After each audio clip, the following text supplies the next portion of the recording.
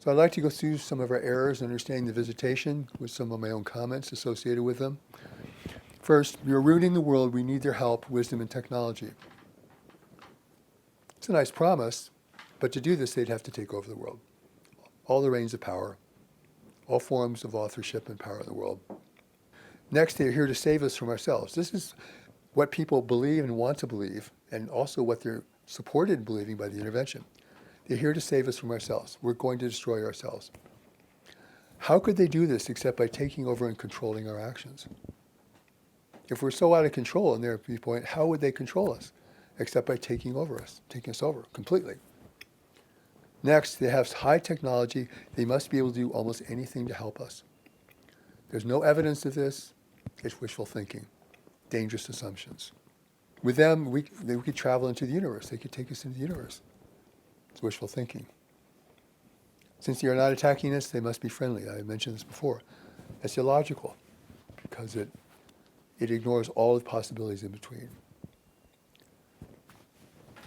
You would likely never assume a person's your friend if they weren't attacking you, because friendship is based upon cooperation, communication, association, openness, things that the intervention is not displaying. So why would we assume this about an interfering power that doesn't disclose itself? So they emphasize that our governments are corrupt, our visitors are peaceful, don't trust the government. Yet there's no evidence the visitors are peaceful. And what have they done to demonstrate this, except by not attacking us? They're actually doing very violent things to people. The people they capture, the people they abduct, the things they foment in the world, very violent. Then people say, our governments are preventing the visitors from helping us. No, the intervention is acting above and beyond our governments with their own agenda. So here I need to really emphasize the importance of facing the intervention as intervention. Because if we don't, we're falling right into the agenda of the intervention, which is an agenda of persuasion that's being cast all over the world, very successfully, by the way. So remember, behavior denotes intent. It's what people do, not what they say, not what they want you to believe. It's what they do. These are the crimes that they commit. And here I want to emphasize another point that is very important for us to understand. To see this objectively. Objective means you have no preferences. To see this objectively, you cannot want anything from it. If you want something from the intervention, you're within their realm of control, their sphere of influence. If you want whatever it is, resources, technology, salvation, peace on earth, whatever their narrative is, you want that. And your wanting that makes you begin to unite with them or associate with them in your own mind. Next, humanity must learn to save itself.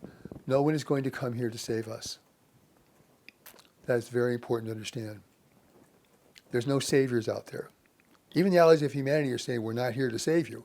We're here to inform you, because no one's going to come and save you. So we can't be weak and pathetic and like, help, help, come and save us. We have to be the opposite. We have to become strong and determined and resilient. The intervention will undermine all the nations in this world, all. You're facing the same outcome of domination everywhere. And I'll say this, facing the intervention, understanding it as intervention, is the one thing that can finally unite a fractured humanity in its own defense. I can think of nothing else that can unite humanity in its increasingly divisive and contentious state of being. And when people give up hope, they give themselves over to other powers, human powers or other powers, mindlessly and with terrible consequences. So we're facing a real unite or fail reality for humanity. And we have time to deal with it. It's not too late, but it is late. We can't playing around in the weeds about, oh, they're here, some are here to help us, and some are here not to help. No. We have to get out of that and get serious about dealing with this thing as it's demonstrating itself to us.